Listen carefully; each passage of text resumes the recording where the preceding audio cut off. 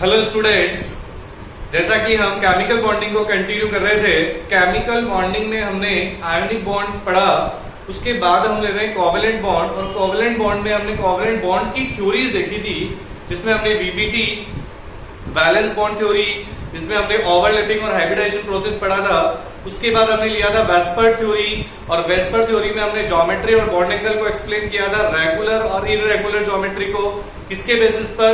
Lawn pair of electron के basis पर, जिसमें लॉन पेयर ऑफ इलेक्ट्रॉन होते हैं या lawn pair of electron present होते हैं, तो उसकी ज्योमेट्री जो होती है वो इररेगुलर होती है, क्योंकि लॉन पेयर और बॉन्ड पेयर में रिपल्शन और लॉन पेयर में रिपल्शन की वजह से। तो ये सारा हम पढ़ चुके हैं, पिछली वीडियोस में मैंने कंप्लीट कर दिया था, और पिछली वीडियोस को देखने के लिए उसमें लिंक मैंने डिस्क्रिप्शन बॉक्स में दिया हुआ है, तो वहां जाकर के देख सकते हैं। आज हम लेंगे कि कोवेलेंट बॉन्ड में क्या कोवेलेंट बॉन्ड 100% कोवेलेंट होता है क्या? तो ऐसा नहीं है, कोवेलेंट बॉन्ड 100% कोवेलेंट नहीं होता। इसी तरह से आयनिक बॉन्ड भी 100% आयनिक नहीं होता है, और इस चीज को हम एक्सप्लेन करते हैं। पिछली वीडियोस में मैं इस चीज को एक्सप्लेन कर चुका हूं कि आयनिक बॉन्ड में जब कोवेलेंट कैरेक्टर आते हैं तो उसको हम एक्सप्लेन करते हैं फजान्स रूल से या पोलराइजेशन वर्ड से एक्सप्लेन किया था मैंने। और आज हम एक्सप्लेन करेंगे कोवेलेंट बॉन्ड में आयनिक कैरेक्टर को, और कोवेलेंट बॉन्ड में आयनिक कैरेक्टर को हम एक्सप्लेन करते हैं डाइपोल मूवमेंट से। किससे एक्सप्लेन करते हैं? डाइपोल मूवमेंट से। तो आज हम जो टॉपिक लेंगे वो लेंगे डाइपोल मूवमेंट। कि डाइपोल मूवमेंट होता क्या है? तो polarity of covalent molecule is measured in the terms of dipole movement. मतलब किसी भी कोवेलेंट मॉलिक्यूल्स की पोलरिटी को हम डाइपोल मूवमेंट्स के अकॉर्डिंग ही मेजर करते हैं, या डाइपोल मूवमेंट्स की टर्म में ही क्या करेंगे? मेजर करेंगे। तो देखो डाइपोल मूवमेंट सबसे पहले होता क्या है? तो सबसे पहले डाइपोल मूवमेंट को हम म्यू से रिप्रेजेंट करते हैं। डाइपोल मूवमेंट एक वेक्टर क्वांटिटी होती है। यहां पर हम बोल सकते हैं सबसे फर्स्ट डाइपोल मूवमेंट जो होती है वेक्टर क्वांटिटी होती है। लेकिन होता क्या है डाइपोल मूवमेंट? तो यहाँ पर डाइपोल मूवमेंट म्यू जो होता है वो होता है चार्ज एंड इंटरन्यूक्लियर डिस्टेंस का प्रोडक्ट जो होता है, उसी को हम डाइपोल मूवमेंट होते हैं।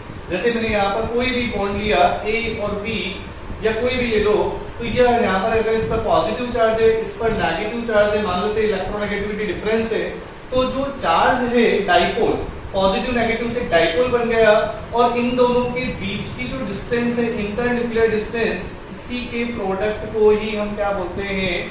Dipole movement. पहली बात। दूसरी बात, डाइपोल मूवमेंट एक वेक्टर क्वांटिटी होती है, या वेक्टर क्वांटिटी है यहाँ पर वेक्टर क्वांटिटी। अगर वेक्टर क्वांटिटी है तो इसकी डायरेक्शन क्या होती है? तो वेक्टर क्वांटिटी है और इसकी डायरेक्शन, तो यहाँ पर इट्स डायरेक्शन जो होती है यहाँ पर वो less en to more en, less en to more en, यहाँ पर लेते हैं less en to more en। उसके बाद में नेक्स्ट टर्म लेते हैं यहाँ पर थर्ड पॉइंट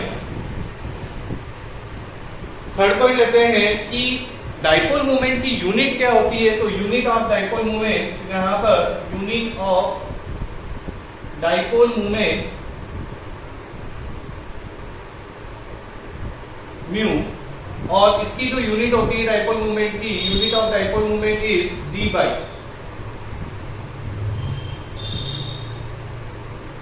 बाई होती है। अब आता है कि डी बाई कितना? 1 Debye is equal to क्या होता है? तो 1 डी बाई अगर सीजीएस में अगर बात करें तो 1 Debye is equal to होता है 1 इंटू 10 की power -18 ESU electrostatic unit into centimetre. और अगर हम 1 Debye is equal to लेते हैं एमकेस यूनिट में, और हम यहाँ पर तो 3.33 इंटू 10 की पावर -30, यहाँ पर कूलम इंटू मीटर, यहाँ पर हम लेते हैं कूलम इंटू मीटर। तो इस तरह से डाइपोल मूवमेंट क्या होता है? डाइपोल मूवमेंट चार्ज और उसका इंटरन्यूक्लियर डिस्टेंस का ही क्या होता है? प्रोडक्ट को हम डाइपोल मूवमेंट बोलते हैं। डाइपोल मूवमेंट एक वेक्टर क्वांटिटी होती है जिसकी डायरेक्शन होती है less en to more en, और इसकी यूनिट जो होती है वो होती है डी बाई, जिसको हम सीजीएस और एमकेएस में इस तरह से रिप्रेजेंट करते हैं। नेक्स्ट हम लेते हैं कि डाइपोल मूवमेंट को मॉलिक्यूल्स में हम कंपेयर। अब नेक्स्ट लेते हैं comparison of dipole movement in covalent molecules. तो कोवेलेंट मॉलिक्यूल्स दो टाइप के होते हैं। यहाँ पर सबसे पहले मैं कंपैरिजन ऑफ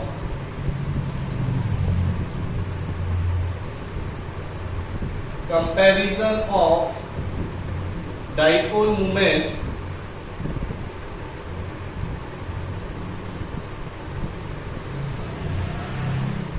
और कंपैरिजन ऑफ डाइपोल मोमेंट में दो टाइप के मॉलिक्यूल्स हम लेते हैं, एक लेते हैं डायटोमिक और एक लेते हैं polyatomic. Diatomic molecules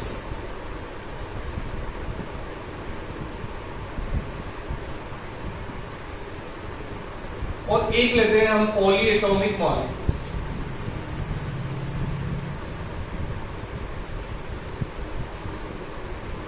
polyatomic molecule, अब देखो डायटोमिक मॉलिक्यूल्स और पॉलीएटोमिक मॉलिक्यूल्स में हम डाइपोल मोमेंट को कैसे कंपेयर करेंगे, तो डायटोमिक मॉलिक्यूल्स में जो डाइपोल मोमेंट होता है वह डिपेंड करता है इलेक्ट्रोनेगेटिविटी डिफरेंस, डायरेक्टली प्रोपोर्शनल होता है इलेक्ट्रोनेगेटिविटी डिफरेंस।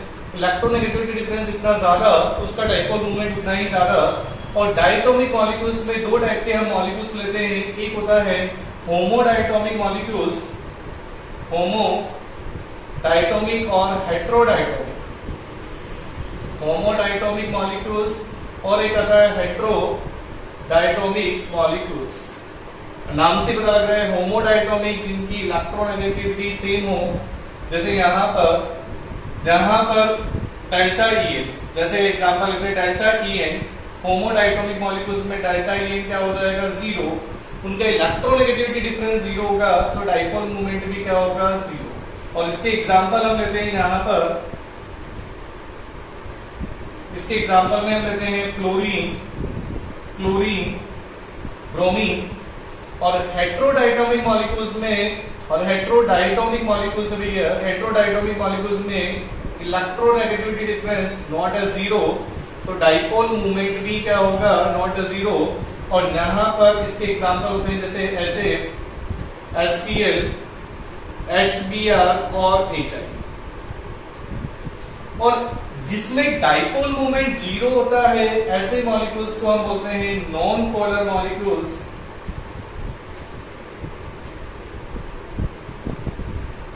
और जिनका dipole moment not as zero, तो इसका अपोजिट क्या हो जाएगा, उन मॉलिक्यूल्स को हम क्या बोलेंगे, पोलर मॉलिक्यूल्स। तो ये चीज तो क्लियर है कि डायटोमिक मॉलिक्यूल्स में हम डाइपोल मोमेंट को किस तरह से डिफाइन करेंगे या किस तरह से डिटरमाइन करेंगे। तो पहले बात तो दो टाइप के होते हैं, होमोडायटोमिक और हेट्रोडायटोमिक। होमोडायटोमिक नाम से पता लग रहा है उनकी इलेक्ट्रोनेगेटिविटी डिफरेंस क्या होगा, जीरो। और इलेक्ट्रोनेगेटिविटी डिफरेंस जीरो होगा तो डाइपोल मूवमेंट भी जीरो होगा। और जिनका डाइपोल मूवमेंट जीरो होता है उन्हें नॉन पोलर मॉलिक्यूल्स हम बोलते हैं। और जिनका dipole movement not a zero, heterodiatomic में, उनको हम क्या बोलेंगे, पोलर। और यहाँ पर इलेक्ट्रोनेगेटिविटी डिफरेंस जितना ज्यादा उसका डाइपोल मूवमेंट उतना ही ज्यादा।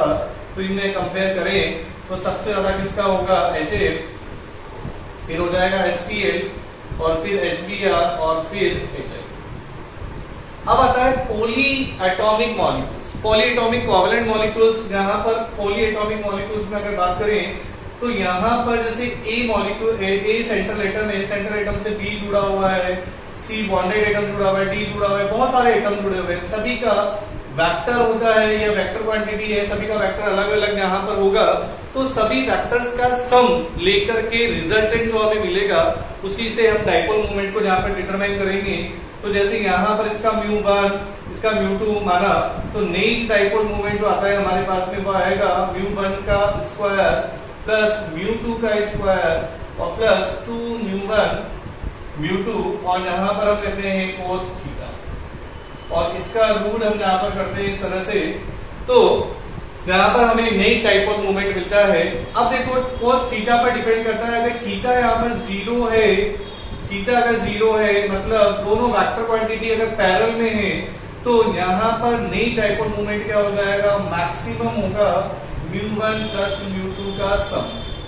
और अगर थीटा यहाँ पर 180 है तो 180 तुम्हें पता ही है 180 माइनस 1 होता है, म्यू मिनिमम हो जाएगा और यहाँ पर μ1 माइनस म्यू। मतलब कुल मिलाकर इसमें वेक्टर अगर दोनों ही वेक्टर एक ही डायरेक्शन में है, थीटा इज इक्वल टू 0। और अगर दोनों वेक्टर एक दूसरे के बिल्कुल अपोजिट है तो थीटा क्या हो जाएगा, 180।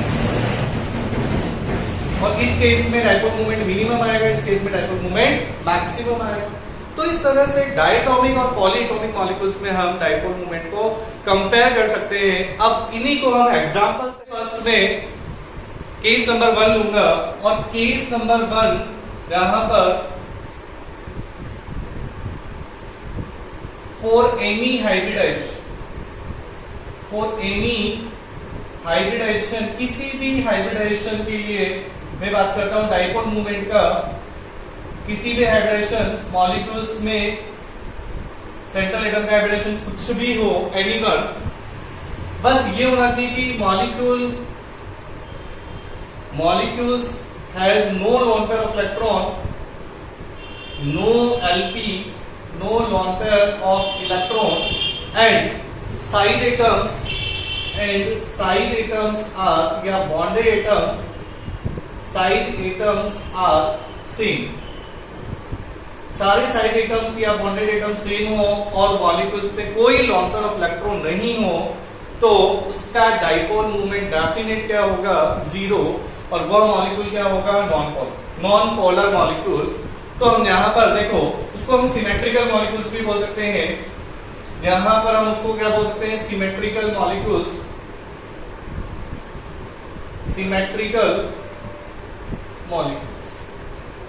और इसका एग्जांपल हम लेते हैं बहुत ही, यहां पर एग्जांपल नंबर 1 BeCl, इसमें कोई लोन पेयर ऑफ इलेक्ट्रॉन नहीं है।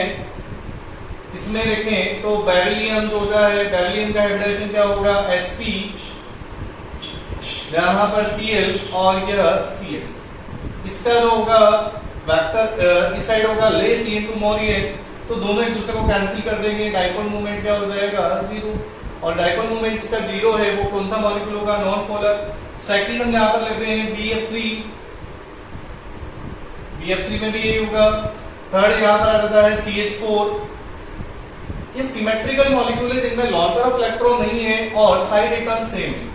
यहां पर PCl5 ले लो, SF6 ले लो, IF7 ले लो,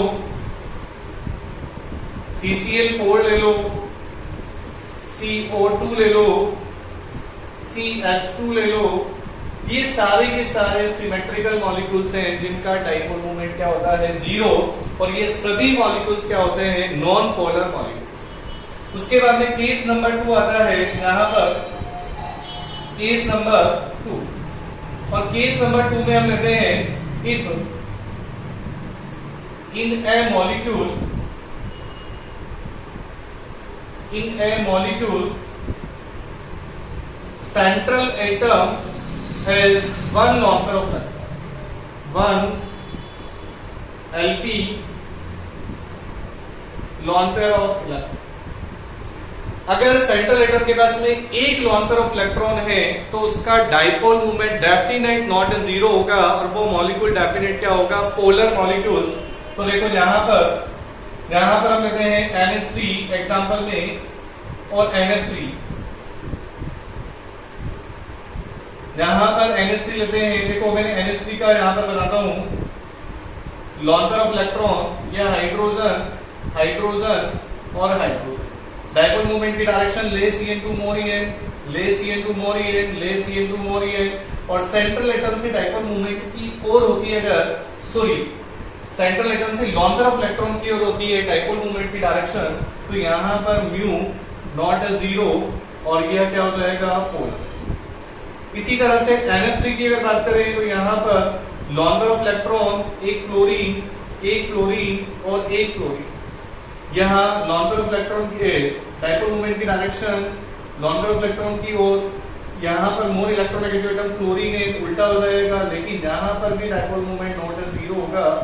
तो इस तरह से जिसमें भी एक लॉन पेयर ऑफ इलेक्ट्रॉन है उसका dipole movement not 0, that molecule will be polar. Case number 3 इसमें लेते हैं। उसके बाद आता है इफ इन ए मॉलिक्यूल, तीसरा केस यहां पर लेते हैं, in a molecule central atom has more than one lone pair of electron, more than one lone pair of electron, one LP of electron, एक से ज्यादा लोन पेयर ऑफ इलेक्ट्रॉन अगर है तो उस केस में क्या होगा, और अगर एक से ज्यादा लोन पेयर ऑफ इलेक्ट्रॉन अगर प्रेजेंट है तो डाइपोल मोमेंट में बी जीरो और नॉट, जीरो हो भी सकता है और नहीं भी हो सकता है। जैसे देखते हैं हम H2O मॉलिक्यूल्स के लिए हम बात करते हैं, यहाँ पर H2O मॉलिक्यूल्स के लिए, तो H2O मॉलिक्यूल्स में ऑक्सीजन पर दो लोन पेयर ऑफ इलेक्ट्रॉन होता है, लोन पेयर ऑफ इलेक्ट्रॉन, यह लोन पेयर ऑफ इलेक्ट्रॉन, और यहाँ पर यह हाइड्रोजन हाइड्रोजन।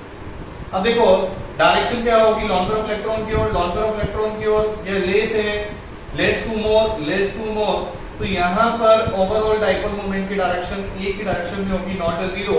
लेकिन अगर हम बात करें HgF2, और HgF2 में जो हाइब्रिडाइजेशन होगा, तो HgF2 में 8 इलेक्ट्रॉन होते हैं और 8 में से केवल और केवल 2 ही मोनोवैलेंट एटम है के साथ में सिग्मा बॉन्ड बनाएगा, 3 लोन पेयर ऑफ इलेक्ट्रॉन है और इसका हाइब्रिडाइजेशन हो जाएगा sp3d, और sp3d में इसकी जो ज्योमेट्री होती है वो होती है लीनियर, यह F और यह F। तो यहाँ पर लोन पेयर ऑफ इलेक्ट्रॉन का इफेक्ट नहीं लगेगा क्योंकि रिजल्टेंट डाइपोल मोमेंट, यहाँ पर लोन पेयर ऑफ इलेक्ट्रॉन का इफेक्ट क्या हो जाएगा, जीरो।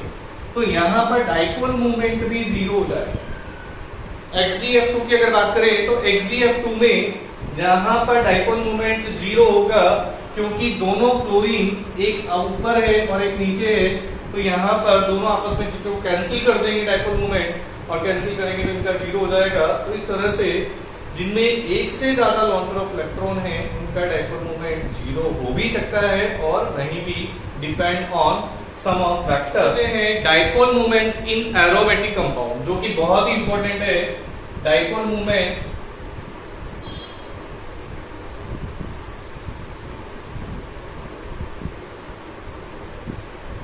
इन एरोमेटिक कंपाउंड,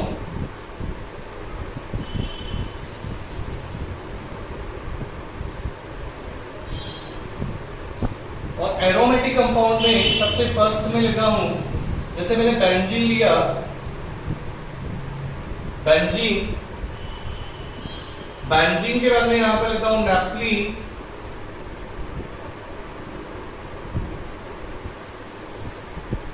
और एंथ्रासीन,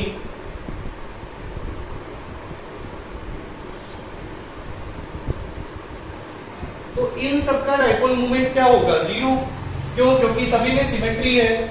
इसका अगर देखा जाए यहाँ पर सेंटर से एक इस डायरेक्शन में डाइपोल मोमेंट होगा, तो इसका इस डायरेक्शन में, इसका इस डायरेक्शन में, तो इसका इस डायरेक्शन में, इसका इस डायरेक्शन में, तो इसका इस डायरेक्शन में। डाइपोल मोमेंट सभी का यहाँ पर क्या हो जाएगा, एक दूसरे को कैंसिल कर रहे हैं, यहाँ पर जीरो, तो यहाँ पर dipole moment zero, dipole moment zero, और यहाँ पर डाइपोल मोमेंट क्या हो जाएगा, जीरो। और ये सारे के सारे मॉलिक्यूल्स क्या होंगे, all are non polar molecules. Second हम लेते हैं मोनो सब्स्टिट्यूटेड बेंजीन की अगर बात करें तो मोनो सब्स्टिट्यूटेड बेंजीन में, मोनो सब्स्टिट्यूटेड बेंजीन में अगर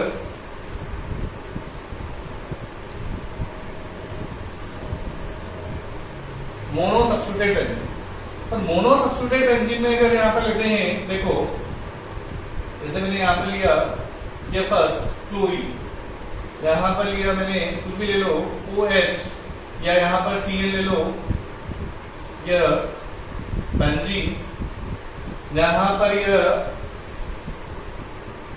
OH, तो देखो इनका डाइपोल मोमेंट, यह Cl की इलेक्ट्रोनेगेटिविटी ज्यादा है तो मोर इलेक्ट्रोनेगेटिव एटम की ओर होगा, यहाँ पर भी मोर इलेक्ट्रोनेगेटिव एटम की ओर होगा, यहाँ पर भी मोर इलेक्ट्रोनेगेटिव एटम की ओर होगा, तो डाइपोल मोमेंट क्या होगा, नॉट अ जीरो।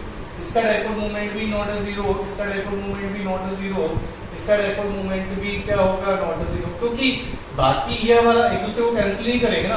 नीचे अगर इधर जा रहा है, ये ऊपर इधर जा रहा है, तो ये एक दूसरे को कैंसिल नहीं करेंगे, इनका dipole moment not a zero होगा। तो mono substituted benzene always that is a polar molecule, always is a polar molecule. अब यहाँ पर ही हम लेते हैं थर्ड डाई सब्स्टिट्यूटेड बेंजीन की अगर बात करें, डाई सब्स्टिट्यूटेड बेंजीन, और डाई सब्स्टिट्यूटेड बेंजीन में,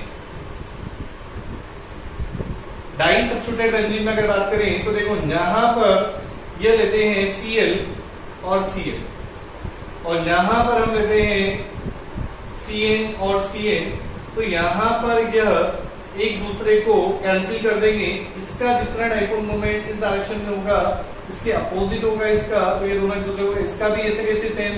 अगर 180 डिग्री पर है तो डाइपोल मोमेंट एक दूसरे को कैंसिल करेंगे, यहाँ पर भी जीरो होगा और यहाँ पर भी डाइपोल मोमेंट क्या हो जाएगा, जीरो। लेकिन OH और SH के केस में डाइपोल मोमेंट जीरो नहीं होता है, ये ध्यान रखना। This is a very very very important, क्योंकि यहाँ पर लॉन पर ऑफ इलेक्ट्रॉन भी होता है और लॉन पर ऑफ इलेक्ट्रॉन का यहाँ पर सम आ जाएगा इस डायरेक्शन में। यहाँ पर भी लॉन पर ऑफ इलेक्ट्रॉन होता है, लॉन पर ऑफ इलेक्ट्रॉन का सम आएगा, तो यहाँ पर डाइपोल मोमेंट नॉट जीरो होता है, इसको हम बोलेंगे Q नॉट। और यहाँ पर SH के केस में भी ऐसा ही होता है, यहाँ पर SH और यहाँ पर भी आता है SH। उसके बाद में नेक्स्ट हम लेते हैं 4 नंबर। अगर substituent group, di substituent group अगर ऑर्थो मेगा पेरा पर हो present, same di substituent group, same di substituent group, same di substituent group present ortho meta para, यहां पर Cl और ये मैंने Cl लिया ऑर्थो, यहां पर Cl और यह Cl मेटा, और यहां पर यह Cl और Cl पेरा। तो देखो यहां पर डिपेंड करेगा इन दोनों का, यहां पर सेंटर से अगर देखें तो इसका वेक्टर इस डायरेक्शन में, इसका वेक्टर इस डायरेक्शन में, दोनों के बीच का जो एंगल होगा थीटा 60 डिग्री होगा। यहां पर थीटा कितना होगा, 120 डिग्री, दोनों के बीच का एंगल। यदि इस डायरेक्शन में और इस डायरेक्शन में, तो यहाँ पर रिजल्टेंट लेना पड़ेगा, यहाँ पर एंगल होगा 180। अब देखो यहाँ पर जो थीटा की वैल्यू होती है, जैसे जैसे थीटा बढ़ेगा वैसे वैसे क्या हो जाएगा, यहाँ पर इसकी वैल्यू धीरे धीरे कम हो जाएगी और यहाँ पर आती है थीटा 180 की -1 और थीटा 0 की होती है +1। थीटा इक्वल टू 0 की कितनी होती है, +1। तो यह +1 हाफ, फिर इस तरह से धीरे धीरे वैल्यू कम होती जाएगी।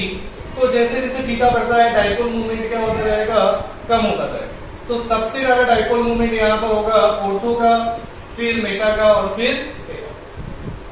लेकिन ये डिपेंड करता है सब्स्टिट्यूटेंट ग्रुप पर। अगर मैंने यहाँ पर दो डिफरेंट सब्स्टिट्यूटेंट ग्रुप ले लिए, जैसे यहाँ पर लिया मैंने एक CH3 और यहाँ पर लिया मैंने Cl, यहाँ पर यह ले लिया CH3 और यहाँ पर ले लिया Cl और यहाँ पर ले लिया मैंने CH3 और यहाँ पर यह Cl। तो देखो CH3 का अपना साइड इफेक्ट है, ये भी डोनेट करता है और CH3 इलेक्ट्रॉन विड्रॉ करता है। यहाँ पर दोनों के बीच का एंगल थीटा क्या हो जाएगा, 0, और 0 होगा तो इसका डाइपोल मोमेंट क्या हो जाएगा, मैक्सिमम। इसी तरह से ये डोनेट करेगा और ये विड्रॉ करेगा, तो इनका बीच का एंगल जो होगा वो होगा 60 डिग्री। और यहाँ पर ये डोनेट करेगा और ये विड्रॉ करेगा, तो डाइपोल मोमेंट यहाँ पर कितना हो जाएगा, सॉरी थीटा 120 होगा। तो सबसे ज्यादा डाइपोल मोमेंट अपोजिट होगा पेरा, फिर मेटा और फिर। तो डिपेंड करता है एंगल पर, थीटा पर। थीटा क्या है, वैल्यू थीटा की, उसी पर डाइपोल मोमेंट डिपेंड करेगा। क्योंकि मैंने बताया था कि नए डाइपोल मोमेंट जो हम निकालते हैं μ1 का स्क्वायर प्लस μ2 का स्क्वायर, तो μ1 μ2 cos थीटा, और cos थीटा की वैल्यू पर ही ये वैल्यू डिपेंड करती है। तो इस तरह से हम एरोमेटिक कंपाउंड में डाइपोल मोमेंट को डिटरमाइन कर सकते हैं। अब लेते हैं डाइपोल मोमेंट की एप्लीकेशन, कि डाइपोल मोमेंट से हम यहाँ पर किस चीज को हम डिफरेंशिएट कर सकते हैं। तो application of dipole moment, application of dipole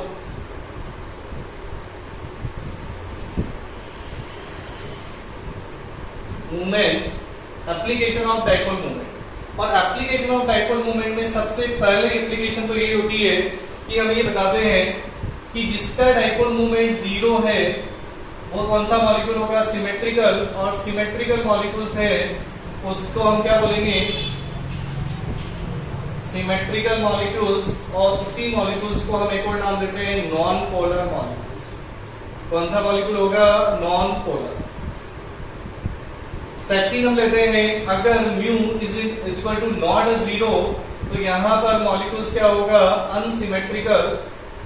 और अनसिमेट्रिकल मॉलिक्यूल्स है अनसिमेट्रिकल मॉलिक्यूल्स, तो इसको यहां पर हम बोलेंगे पोलर मॉलिक्यूल्स। तो ये हम बता चुके हैं, जिनका डाइपोल मोमेंट जीरो होता है उसे नॉन पोलर, और जिनका डाइपोल मोमेंट नॉट जीरो उसको हम बोलते हैं पोलर। सेकंड आता है टू डिस्टिंग्विश्ड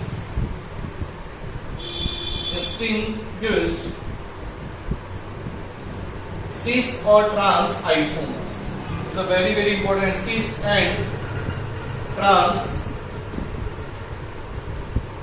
आइसोमर। और सिस और ट्रांस आइसोमर्स को हम किस तरह से डिस्टिंग्विश करते हैं? देखो यहां पर ये मैंने लिया सिस 2 ब्यूटीन,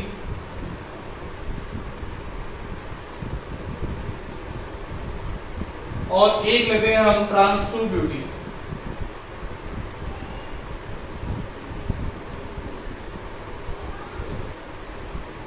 यहां पर सिस 2 ब्यूटीन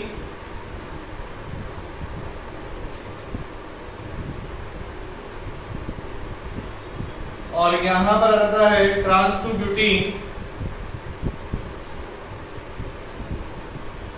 देखो CH3 का डाइपोल मोमेंट की डायरेक्शन होगी, CH3 डोनेटिंग नेचर है, यहां पर भी CH3 का डोनेटिंग नेचर, डाइपोल मोमेंट इसके ओर होगा, तो दोनों का resultant dipole moment not zero, कुछ ना कुछ डाइपोल मोमेंट। जबकि यहां पर दोनों CH3 एक दूसरे को क्या कर रहे हैं? अपोज, और एक दूसरे को कैंसिल कर रहे हैं, तो यहाँ पर ट्रांस का जो डाइपोल मोमेंट होता है वो होता है जीरो। तो trans as a non polar और ये क्या होगा? पोलर। ये भी बोल सकते हैं। डाइपोल मोमेंट के बेसिस पर हम बहुत सारी एप्लीकेशंस को एक्सप्लेन कर सकते हैं। जैसे डाइपोल मोमेंट इसका जितना ज्यादा तो उसमें आयोनिक कंपाउंड से आयोनिक कैरेक्टर उतना ही ज्यादा होगा, और आयोनिक कैरेक्टर अगर ज्यादा है तो उसकी बॉइलिंग पॉइंट भी ज्यादा होगा, सॉलिबिलिटी भी ज्यादा होगी। तो डाइपोल मोमेंट डायरेक्टली प्रोपोर्शनल होता है बॉइलिंग पॉइंट के, हम और बॉइलिंग पॉइंट के डायरेक्टली प्रोपोर्शनल है, तो सिस का बॉइलिंग पॉइंट ट्रांस से ज्यादा होता है। इस चीज को भी हम एक्सप्लेन कर सकते हैं। और मेल्टिंग पॉइंट जो होता है वो अपोजिट होता है, पैकिंग एफिशिएंसी पे डिपेंड करता है। तो ये भी बता सकते हैं कि सिमेट्रिकल कौन सा मॉलिक्यूल होगा यहाँ पर? ट्रांस, और ट्रांस सिमेट्रिकल मॉलिक्यूल है तो उनकी ट्रांस सिमेट्रिकल मॉलिक्यूल है तो उसमें पैकिंग उतनी ज्यादा बेटर होगी, और पैकिंग जितनी ज्यादा बेटर होगी तो मेल्टिंग पॉइंट भी उतना ही ज्यादा होगा।